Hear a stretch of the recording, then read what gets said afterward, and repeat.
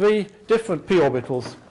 We have px aligned along the x-axis, we have py aligned along the y-axis, and pz pointing along the z-axis.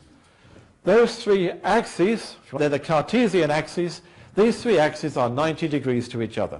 So one is pointing up and down, one is pointing left and right, and one is pointing out into the lecture room and coming back behind. And so these three p orbitals are different in respect to their axis that they're associated with. The p orbitals have a nodal plane. They're no longer symmetrical like the s orbital was.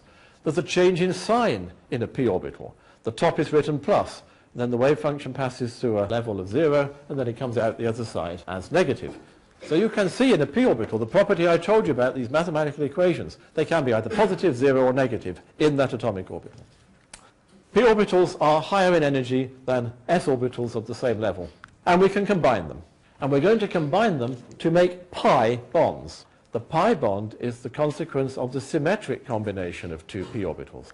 And the anti-symmetric combination, the other possibility, produces a pi star anti-bonding orbital. The pi bonding orbital has a nodal plane. It's in the same place as the nodal planes in the initial p orbital. So we can represent this pi bond for you. I'm going to start with the energy diagram. We start off with atomic orbitals, written left and right of the diagram, and conventionally we write it with the molecular orbitals in the middle.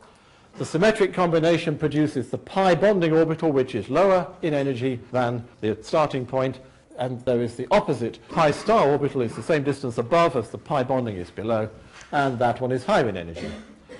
2 electrons per orbital. So these 2 electrons occupy the pi bonding orbital and make a pi bond. And because there's not a nodal plane between the atoms, the majority of that electron density is in the gap between the two nuclei of the atoms. Not so beautifully aligned on the internuclear axis, as was the sigma bonding orbital, but still more bonding than it is anti-bonding, still helping to hold the molecule together.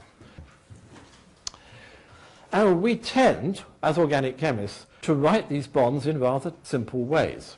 Carbon double bonded to an adjacent carbon. We write those two bonds with 2 lines.